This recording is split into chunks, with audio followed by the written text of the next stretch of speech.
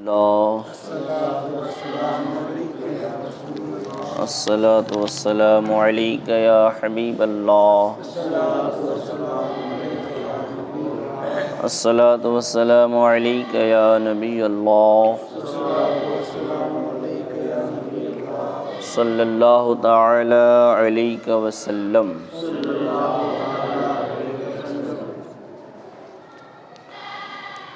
شکار کا بیان چل رہا ہے جس میں 7 مسئلے بیان ہوئے ہیں، اور 8ویں مسئلے سے آج گفتگو ہوگی۔ 7ویں مسئلے میں کل یہ سماعت کیا تھا کہ شکار کے بیان میں ایک شخص نے پانی میں جال ڈالا ہے اور دوسرے شخص نے کانٹا ڈالا ہے، اور مچھلی جال میں آئی اور اس نے کانٹے کو بھی پکڑ لیا۔ تو اس کے بارے میں بتایا تھا کہ اگر جال کے باریک حصے میں آ چکی ہے تو وہ مچھلی جال والے کی ہوگی، کانٹے والے کی نہیں ہوگی، کیونکہ وہ پہلے جال میں پھنس چکی تھی اور اس کے بعد اس نے کانٹے کو پکڑا، تو جس کے جال میں پہلے پھنسی تھی وہ مچھلی اسی کی کہلائے گی۔ مسئلہ نمبر 8 یہ ہے، پانی میں کانٹا ڈالا، مچھلی پھنسی، اس نے باہر پھینکی، خشکی میں گری اور ایسی جگہ گری کہ یہ اس کے پکڑنے پر قادر ہے، پھر تڑپ کر پانی میں چلی گئی، تو یہ شخص اس کا مالک ہو گیا، یہ شخص اس کا مالک ہو گیا۔ اور اگر باہر نکالنے سے پہلے ہی ڈورا ٹوٹ گیا تو مالک نہیں ہوا۔ مچھلی پکڑا کسی نے، جال ڈالا، کانٹا ڈالا اور کانٹے میں مچھلی پھنسی، پھر اس کو کھینچ کر کے مچھلی آئی جال اس کے ساتھ، کانٹے کے ساتھ زمین پہ گری، خشکی پہ گری۔ اب ایسی جگہ پہ گری کہ اس نے کانٹا ڈالا تھا، یہ دوڑ کر اسے پکڑ سکتا ہے، آسانی کے ساتھ پکڑ سکتا ہے، لیکن ابھی پکڑا نہیں تھا کہ اس سے پہلے ہی وہ اچھل کود کر کے واپس پانی میں چلی گئی۔ تو کہتے ہیں یہ مچھلی جو تھے اس نے مارا، پکڑا، اور اتنے نزدیک میں گری تھی کہ وہ اس پر پکڑنے پر قادر تھا، لیکن اس نے پکڑا نہیں، پکڑ سکتا تھا، پکڑا نہیں، تو وہ اچھل کر اندر چلی گئی، تو یہ اس کا مالک ہو گیا ہے۔ اب اسی مچھلی کو اگر کسی اور نے پکڑ لیا تو وہ دوسرا اس کا مالک نہیں ہوگا، یعنی اس کی نشانی ہوگی۔ تو اب اسی کا ملتا جلتا مسئلہ یہ کہ نکلنے سے پہلے ہی ڈورا ٹوٹ گیا، مچھلی پھنسی تھی لیکن نکالا اس سے پہلے کہ ڈورا ہی ٹوٹ گیا، تو اب اس کا مالک نہیں ہوا، وہ اس کا مالک نہیں ہوگا۔ پہلے والے میں مالک ہوگا کیونکہ پکڑا ہے اور اس کے اختیار میں آ گئی تھی، لیکن اس نے ہاتھ نہیں لگایا اور پھر وہ چلی گئی تو مالک ہو گیا۔ اور دوسرے میں تو آئی ہی نہیں، کانٹے میں آئی تھی لیکن ہاتھ میں آئی نہیں، یا ایسی جگہ پہ نہیں گری جس کو پکڑ سکتا تھا آسانی سے، تو اب جو چلی گئی ہے تو وہ اس کا مالک نہیں کہلائے گا۔ اس سے پہلے ہی آپ نے سن چکے ہیں کہ جب شکاری کے ہاتھ میں آ جائے تو وہ اس کا کیا ہو جاتا ہے، مالک ہو جاتا ہے، دوسرا اس کو نہیں لے سکتا۔ مسئلہ نمبر 9، کسی شخص نے کھڈا کھودا اور اس میں شکار آ کر کے گر گیا، شکار کوئی بھی حلال جانور یا مچھلی ہی آ کر کے پانی کے ذریعے اس میں پھنس گئی، یا خرگوش اندر گر گیا، جو بھی ہو، تو جو شخص پکڑ لے گا اسی کا ہے، جو اسے پکڑ لے گا یہ اسی کا ہے۔ لیکن کب؟ اگر گڑھا کھودنے سے مقصود ہی یہ تھا کہ اس میں شکار گرے گا اور پکڑوں گا تو شکار اسی کا ہے، دوسرے کو اس کو پکڑنا جائز نہیں ہے۔ اگر گڈھا کھودنے والے نے اسی نیت سے کھودا تھا کہ اس میں شکار آئے گرے تو میں اسے پکڑوں، تو اب دوسرا اسے نہیں پکڑ سکے، کیونکہ مقصد کیا تھا اس کا گڈھا کھودنے کا، شکار پکڑنا۔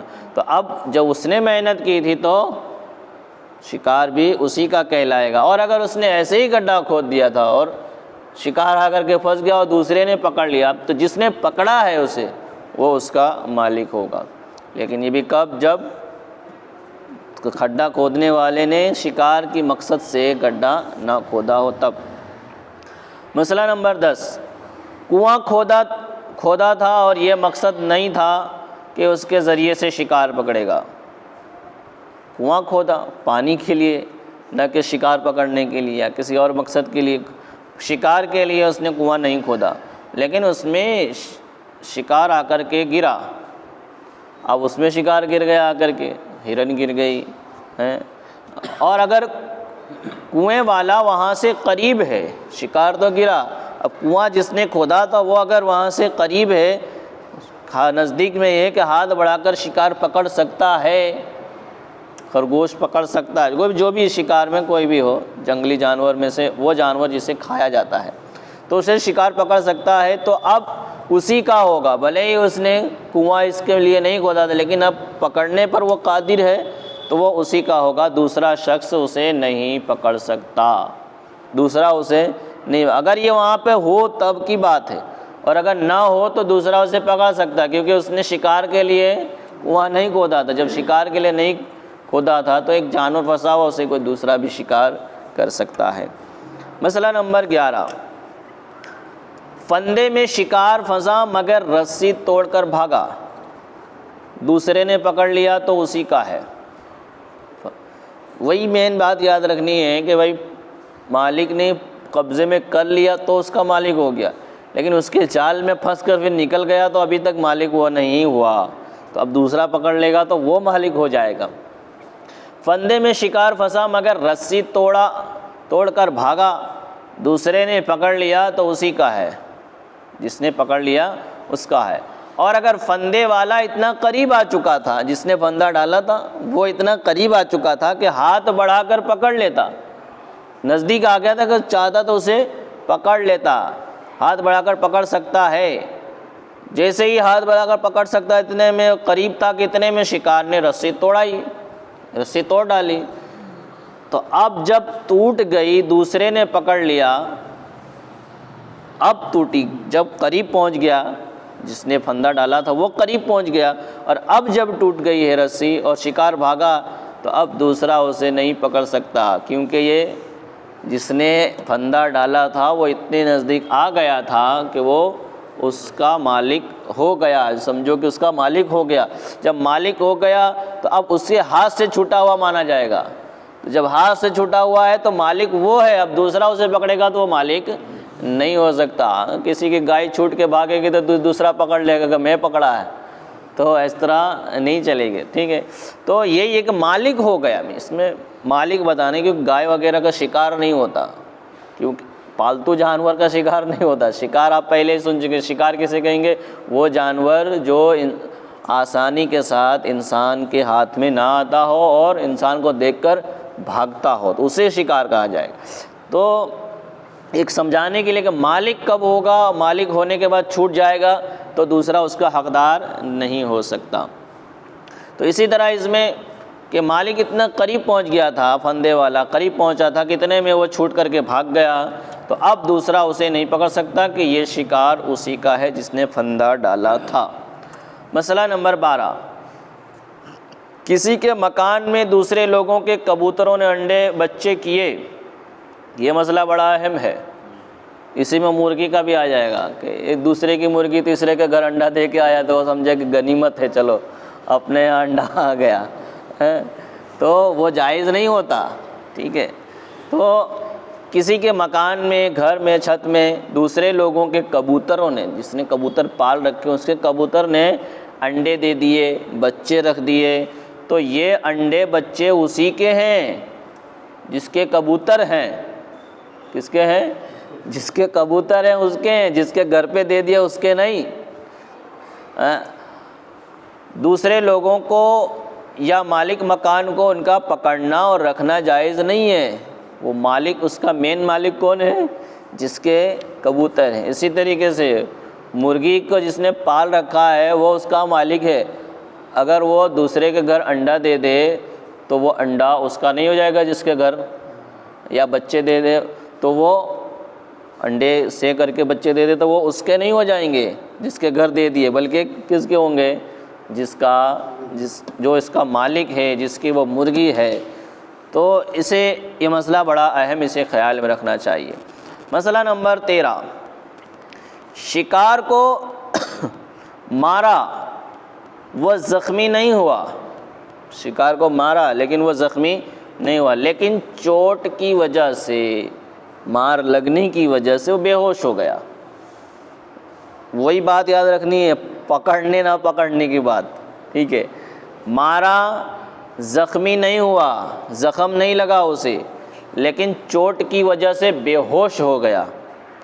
اب بے ہوش ہو گیا، تھوڑی دیر بعد اٹھ کر کے بھاگا، تھوڑی دیر اٹھ کر کے بھاگا۔ اب دوسرے شخص نے پکڑ لیا، دوسرے شخص نے مارا اور پکڑ لیا، تو دوسرے کا ہو گیا۔ کس کا ہو گیا؟ دوسرے والے کا ہوگا، کیونکہ جب بے ہوش ہوا تھا تو اس نے اسے پکڑا نہیں تھا، اس پہ قبضہ نہیں کیا تھا۔ جب بے ہوش ہو گیا، سمجھا بے ہوش ہو گیا ہے، اور پھر وہ اٹھ کر کے بھاگا، اب دوسرے نے پکڑ لیا تو دوسرا اس کا مالک ہوگا۔ اور اگر بے ہوشی میں پہلے شخص نے پکڑ لیا تھا تو اب یہ جانور کس کا ہوگا؟ پہلے والے کا ہوگا۔ پکڑ لیا تھا تو پہلے والے کا، نہیں پکڑا تو اٹھ کر بھاگا، دوسرے نے پکڑ لیا تو دوسرے کا۔ یہ کب ہے؟ جب زخم نہ ہوا ہو تب، زخمی نہ ہوا ہو تب۔ اور اگر زخمی ہو گیا، جانور کو مارا، شکار کو مارا اور شکار زخمی ہو گیا تھا، مگر پہلے نے پکڑا نہیں تھا، پہلے والے جس نے زخمی کیا اس نے پکڑا نہیں تھا، اور کچھ دنوں بعد وہ اچھا بھی ہو گیا، کچھ دنوں بعد وہ جانور اچھا ہو گیا، اب پھر دوسرے نے مارا اسے دوسرے نے مارا اور پکڑا، تو وہ اس کا نہیں ہے، پہلے شخص کا ہے جس نے زخمی کیا تھا۔ کہ وہ زخمی کرنا وہ ایسا ہے، اس کے قبضے میں آ گیا، وہ قبضے میں، لیکن ہاتھ میں نہیں آیا تھا، وہ نکل گیا تھا۔ اس سے پہلے حدیث میں آپ نے سنا، صحابہ نے پوچھا یا رسول اللہ، ہم شکار کریں، ایک دن مارتے ہیں تو دوسرے دن ملتا ہے تو غائب ہو جاتا ہے جھاڑیوں میں، تو کہا جب تک بدبو نہ آئے تو اسے کھا سکتے ہو۔ تو زخمی ہو گیا اور اسی حالت میں وہ کیا ہو گیا؟ بھاگ گیا، اور پھر اچھا ہو کر کے چلنے لگا اور دوسرے نے پکڑا ہے۔ تو کب کی بات؟ جب نشانی ہو تب، اگر نشان نہ ہو تب تو جس نے پکڑا ہے وہ اس کا مالک ہوگا۔ مسئلہ نمبر 14، شکار کی ملک کے متعلق، یہ جو مسائل بتائے گئے ہیں اس کے بارے میں فرماتے ہیں کہ شکار کی ملک کے متعلق، یعنی شکار کے مالک ہونے کے بارے میں جو مسائل بیان کیے گئے ہیں، یہ جزیات جو بیان کیے گئے ہیں اس لیے ذکر کیے گئے ہیں کہ شکاریوں کو شکار لینے میں اس قدر شغف ہوتا ہے کہ وہ بالکل اس بات کا لحاظ نہیں رکھتے کہ یہ چیزیں ہمیں لینی جائز بھی ہیں یا نہیں۔ جیسے شکار کرنے والے، شکار کرتے مچھلی پکڑنے والے ہوں یا کوئی بھی ہوں، تو وہ یہ خیال ہی نہیں کرتے کہ یہ میرے لیے لینا جائز ہے یا ناجائز ہے۔ دوسرے کا آ گئے تو وہ بھی لے لیتے، دوسرے کا آ گیا تو وہ بھی لے لیتے ہیں۔ تو شکار کی بات تو دور کی بات، ابھی تو قریب میں بازو میں جانتے ہیں کہ یہ زمین ان کی ہے، ان کے نام پہ بولاتی ہے، پھر بھی لے لیتے ہیں۔ تو ناجائز جائز کو سمجھتے ہی نہیں ہیں لوگ، بس آنے دو، ہڑپ کر لیا جائے، ضبط کر لیا جائے۔ تو اس کا بہت بڑا وبال ہے۔ یہ کوئی چھوٹی سی چیز جس کو شکار کیا جائے اس کے بارے میں اتنے سارے مسائل ہیں، اس کو سمجھنا ضروری ہے، اس پہ خیال کرنا ضروری ہے، اس پہ عمل کرنا ضروری ہے۔ تو جب جو جس کی ملکیت ہے پہلے ہی سے، جو جس کا مالک ہے، تو وہ اس کے اوپر اگر کوئی قبضہ کر لے تو اس کو کتنا بڑا گناہ ہوگا۔ تو وہ ایک دوسرے کا شکار لینے میں اتنا شغف ہوتا ہے، اتنی رغبت ہوتی ہے، اتنی دلچسپی ہوتی ہے کہ وہ سمجھتا ہی نہیں ہے کہ میرا ہے یا دوسرے کا ہے، میرے لیے لینا جائز ہے یا نہیں ہے۔ تو اس لیے ان کو یہ خیال کرنا چاہیے کہ یہ چیزیں ہمیں لینی جائز نہیں ہے، اور ان مسائل سے ان کو یہ کرنا چاہیے کہ کس صورت میں ہماری ملک ہے، یعنی کس صورت میں ہم اس کے مالک ہوتے ہیں اور کب اس کے مالک نہیں ہوتے، تاکہ اپنی ملک نہ ہو تو لینے سے بچیں، جب اپنے مالک ہی نہ ہو تو اس کو لینے سے بچیں۔ اس لیے یہ سارے مسائل بیان کیے گئے۔ جانوروں سے شکار کرنے کا بیان۔ مسئلہ نمبر 1، کن کن جانوروں سے آپ شکار کر سکتے ہیں؟ جن جانوروں سے شکار کرنا جائز ہے ان کا بیان ہے کہ ہر درندہ جانور سے شکار کیا جا سکتا ہے۔ درندہ مطلب پھاڑنے والا، نوچنے والا جانور، اس سے شکار کیا جاتا ہے، بشرطے کہ وہ نجس العین نہ ہو۔ نجس العین کا مطلب بالکل ناپاک نہ ہو۔ سور جو ہے یہ بالکل ناپاک ہے، خنزیر یہ بالکل ناپاک ہے۔ اور دوسری شرط یہ کہ اس میں تعلیم کی قابلیت بھی ہونی چاہیے، یعنی اس کو سکھایا جائے تو سیکھے۔ آپ پہلے سن چکے سکھائے ہوئے ہی درندے سے شکار کرنا جائز ہے، ہر کسی سے جائز نہیں ہے۔